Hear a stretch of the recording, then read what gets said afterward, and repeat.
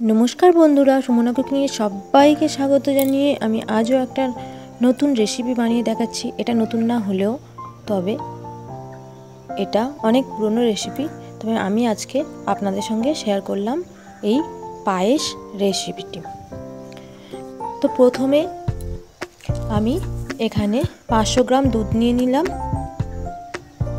आमी एखाने गरुर दूध निये नियेछि और आमी पायेसटा बानिয়েছি खूब सिम्पल एवं सहज भावे।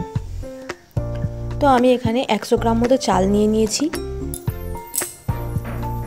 तो दूधटा भालो करे गरम करे नेब। जखन दूधटा भालो हये गरम हये आसबे आमी दिये देब एखाने एलाच, गोटा एलाच दिये देब।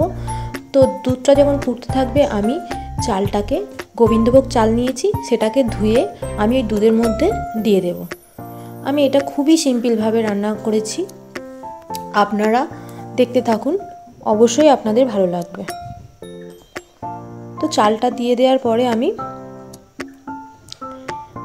একটা চামচের সাহায্যে ভালোভাবে এরকম নেড়ে নেড়ে নেব।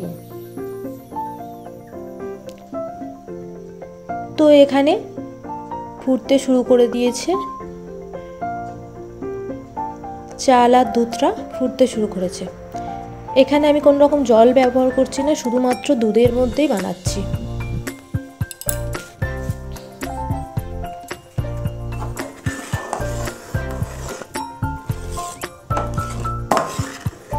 বাড়িতে যেই উপকরণগুলো ছিল সেইগুলো দিয়েই আমি আজকে পায়েসের রেসিপিটা তৈরি করে নিচ্ছি।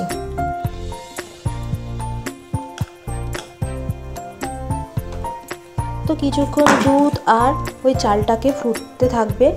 যতক্ষণ না চালটা সিদ্ধ হচ্ছে ততক্ষণ আমি ফোটাতে থাকব আর মাঝে মাঝে এরকমভাবে নাড়াবো। এবার চালটা মোটামুটি সিদ্ধ হয়ে এসেছে আর দুধের ঘনত্বটাও বেড়ে এসেছে। তো আমি দিয়ে দেব, চালটা যখন সিদ্ধ হয়ে আসবে দিয়ে দেব আমি এখানে চিনি ব্যবহার করেছি। 1 কাপ পরিমাণ চিনি দিয়েছি ছোট কাপের, আর এখানে কিছু ড্রাই ফ্রুট দিয়ে দিয়েছি, কাজু কিশমিশ।